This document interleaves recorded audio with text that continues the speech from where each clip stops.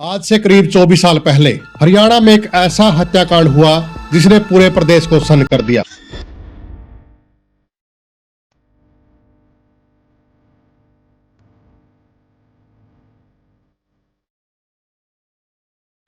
एक पूर्व विधायक, उनका परिवार और एक ही रात में 8 लोगों की निर्मम हत्या। यह हत्याकांड आज भी हरियाणा के सबसे खौफनाक मामलों में गिना जाता है। अब हम आपको बताएंगे रेलूराम पुनिया हत्याकांड के बारे में और वह कौन थे। रेलूराम पुनिया हरियाणा के हिसार जिले की बरवाला विधानसभा सीट से 1996 में निर्दलीय विधायक चुने गए थे। एक समय भैंस चराने वाला किसान, दिल्ली में ट्रक ढोने चलाने वाला मजदूर और फिर देखते ही देखते करोड़पति नेता। उनका नारा था, रेलूराम की रेल चलेगी, बिन पानी बिन तेल चलेगी। यह नारा पूरे हरियाणा में काफी फेमस रहा और हर बच्चे की जुबान पे यह नारा था। कम समय में उन्होंने जमीन, मकान, दुकानों और कारोबार का बड़ा साम्राज्य खड़ा कर लिया। 23 अगस्त 2001 की रात हिसार जिले के लितानी गांव में स्थित रेलूराम पुनिया का फार्म हाउस। घर के सभी सदस्य अपने अपने कमरों में सो रहे थे। किसी को अंदाजा नहीं था यह उनकी जिंदगी की आखिरी रात साबित होगी। इसी रात लोहे की रोड से एक एक कर परिवार के सदस्यों की हत्या कर दी गई। इस हत्याकांड में पूर्व विधायक रेलूराम पुनिया और उनके परिवार के 7 सदस्य कुल 8 लोगों की हत्या हुई। इनमें महिलाएं, बच्चे और यहाँ तक कि 2 महीने का नवजात बच्चा भी शामिल था। अगली सुबह जब घर से कोई बाहर नहीं निकला तो आसपास के लोगों को शक हुआ। अंदर जाकर देखा गया तो हर तरफ खून से सने सब पड़े थे। केवल एक व्यक्ति जिंदा मिला, रेलूराम पुनिया की बड़ी बेटी सोनिया। शुरुआती जांच में किसी बाहरी हमलावर के कोई सबूत नहीं मिले। पूछताछ आगे बढ़ी और धीरे धीरे पूरी सच्चाई सामने आई।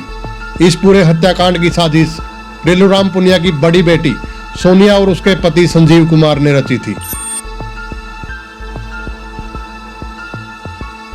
इसकी वजह जमीन और संपत्ति से जुड़ा विवाद बताया गया। मामला अदालत पहुंचा। निचली अदालत ने दोनों दोषियों को फांसी की सजा सुनाई। बाद में सजा को उम्र कैद में बदला गया। दोनों दोषी लंबे समय तक जेल में रहे। 2018 में संजीव कुमार पैरोल पर बाहर आया और फरार हो गया। करीब 2 साल बाद 2021 में मेरठ में बाबा के भेष में गिरफ्तार हुआ।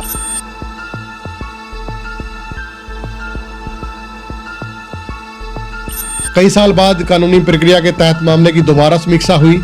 इसी दौरान अदालत के आदेश पर दोषियों को अंतरिम जमानत दी गई। रेलूराम पुनिया हत्याकांड में दोषियों को हाल ही में जो अंतरिम जमानत मिली है उसका कारण हत्या के तथ्य या दोष पर कोई नया फैसला नहीं है, बल्कि यह फैसला कानूनी प्रक्रिया और सजा की समीक्षा से जुड़ा है। मुख्य कारण यह रहे लंबे समय से जेल में रहना। अदालत के रिकॉर्ड के अनुसार दोषी पति पत्नी 20 साल से अधिक समय वास्तविक रूप से जेल में रह चुके हैं। यदि छूट जोड़ी जाए यानी कि रिमिशन, तो यह अवधि 26 से 27 साल के आसपास पहुंचती है। भारतीय कानून में यह प्रावधान है कि लंबे समय तक सजा काट चुके मामलों में सजा की समीक्षा की जा सकती है। समय पूर्व रिहाई पर सरकार के आदेश को चुनौती दी गई है। दोषियों ने हरियाणा सरकार के उस आदेश को हाई कोर्ट में चुनौती दी जिसमें उनकी समय पूर्व रिहाई की अर्जी खारिज कर दी गई थी। अदालत में तर्क दिया गया कि सरकार ने 2002 की रिहाई नीति के अनुसार मामले की ठीक से समीक्षा नहीं की। समीक्षा समिति की सिफारिशों को पूरी तरह दर्ज नहीं किया गया। पंजाब हरियाणा हाई कोर्ट ने कहा कि सरकार का आदेश प्रक्रियात्मक रूप से कमजोर है। मामले की दोबारा समीक्षा आवश्यक है। जब तक नई समीक्षा पूरी नहीं होती तब तक दोषियों को अंतरिम जमानत दी जा सकती है। इसलिए यह जमानत स्थायी रिहाई नहीं बल्कि अस्थायी राहत है। अब इस पूरे मामले में एक नया और गंभीर पहलू सामने आया है। रेलूराम पुनिया के भतीजे नवीन पुनिया ने मीडिया के सामने आकर दावा किया है कि उनकी जान को खतरा है। उनका कहना है कि उनके घर के बाहर 2 संदिग्ध गाड़ियां बार बार घूमती हुई दिखाई दी। यह पूरी गतिविधि सीसीटीवी कैमरे में रिकॉर्ड हुई। एक युवक गाड़ी से उतरकर घर की रेकी करता हुआ दिखाई देता है। युवक के पास हथियार होने का भी दावा किया गया है। इसके बाद यह हत्याकांड एक बार फिर चर्चा में आया।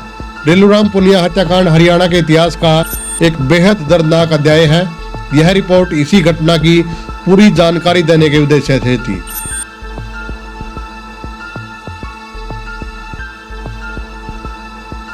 क्या आप इस घटना के बारे में जानते थे? कमेंट में जरूर बताएं।